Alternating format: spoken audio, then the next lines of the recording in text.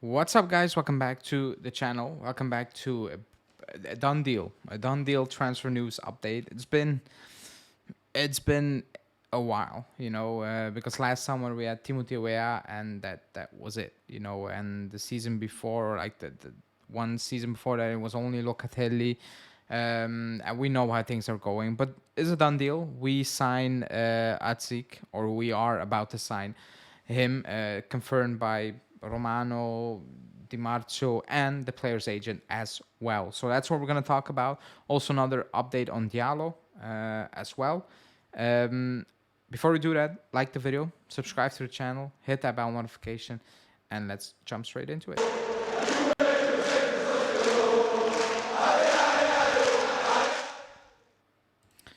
Okay, like I said, it's a done deal. We have beaten Bologna um, to signing the player, because a couple of weeks ago we were talking about on this channel about Bologna have overtook us. They bid a couple of more millions and all those things. Apparently, the club pushed for it now, and we signed him. Di Marzio saying Juve has surpassed Bologna for Adzic with a decisive bid exceeding 5 million euros plus a percentage on the future resale. The player is expected in Turin next week for medical test and to sign the contract. Nico Shira added to it that the future sale will be 20% as well.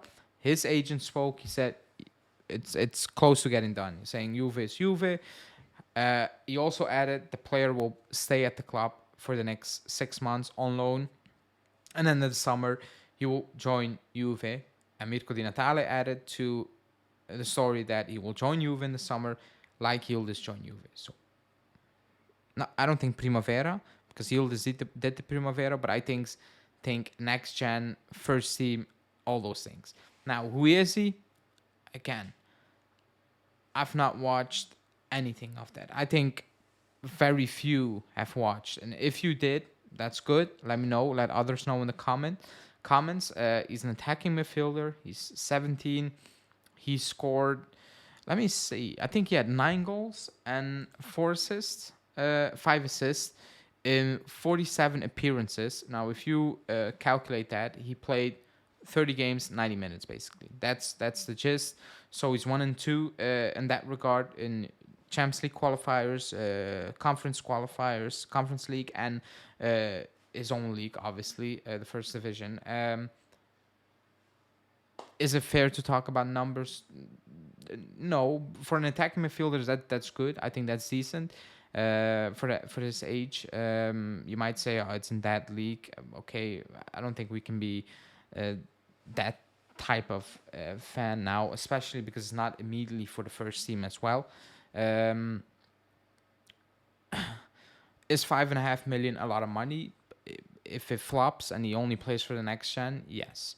If he comes to be a very good first teamer, well, obviously no. But that's why we kind of brought in Juntuli, and we hope these are the type of deals we're trying to do now. That, you know what, in 2 years' time, we're like, oh, Yildiz, we got for nothing. Let's say nothing. And now we're looking at him and saying, maybe we need to change formation so we can be into the first team permanently, and he can start on a weekly basis, And we never thought we were going to do that. When you sign Yildiz, it's like, who is he? You keep an eye on it, and you're like, wow. But now it's like, okay. And again, not every single signing is going to pan out to be a Yildiz or whatever. And even Yildiz, we don't know what he's going to be, because it's only one start he had. So it's refreshing, it is refreshing. The interesting thing is we used our non-EU spot on him, and you only get 2, which is potentially a big thing depending on the players you're being linked with, or you're trying to sign. But it's also a telling thing, because I think the club kind of, through that decision, tells us they really, really believe in the kid. They really believe he can turn out to be a very good investment. He can turn out to be a player that the club can work with. He can help the club in the future, and all those things. And obviously, you're gonna hear all good things. You have the president of the club saying he's the best thing happened to the country since Jovetic, and obviously you're gonna hear these things. And I cannot say that's fake. I cannot say that's true because I've not seen him play. You know, you can watch highlight clips, but in highlight clips, I can make Alexander's last 2 seasons look fantastic. You know, you can do that. So it's not fair to do that. Just wait and see. It's wait and see. The good news is the club wanted a player that is viewed to be very talented, and they got the player. That's what you need to take away from it now. He's an attacking midfielder, not going to help the first team now. Also, I don't think it's going to help the club next season. So we still need help in January and also in the summer. You know, that doesn't change. It doesn't change with this signing. But that's a here we go done deal. The player they wanted, they got. Following news is on DJALO, and it's from Tuttosport, and we've been linked with him the last couple of weeks. So have Inter, and Inter have been linked with him more heavily, to be honest. But Tuttosport is saying Juve are also looking to speed up negotiations for DJALO. The defender is nearing the end of his contract, and given the strained relationship between the club and the player, Juve wants to capitalize on the situation immediately. Inter want to get him on a free transfer. Apparently, Juve are willing to pay a fee now in January. Now, with DJALO, it's interesting because you have Bremer at the club. That's one. You have Gatti at the club. You're gonna keep Rugani as 4. You have Danilo. You have Danilo. That's 4. Sandro's leaving. You don't know if Huijsen is coming back. Yes, maybe no. If you have 4, if you play in a back 3, that's kind of slim, you know. If you play in a back 4 next season, that's enough, you know, because I don't think Danilo ever gonna play fullback again.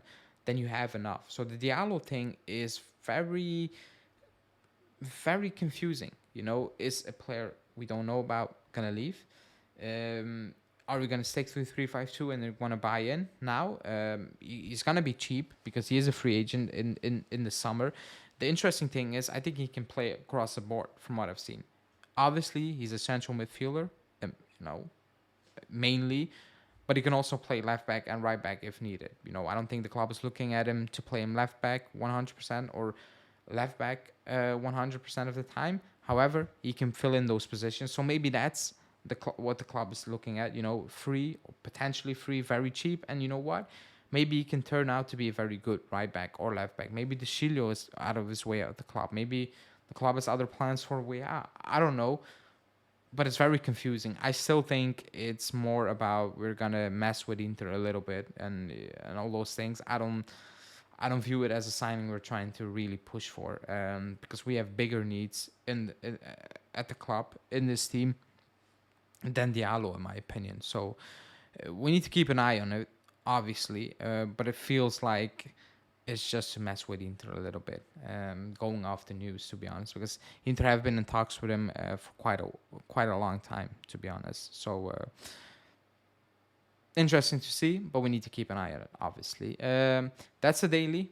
We signed, or we're gonna sign Adzic. Let me know in the comments what do you think about it. If you watch him play or you have more information, let me know. Let the people know in the chat. And yeah, thanks for watching, and I will see you guys in the next one. Ciao.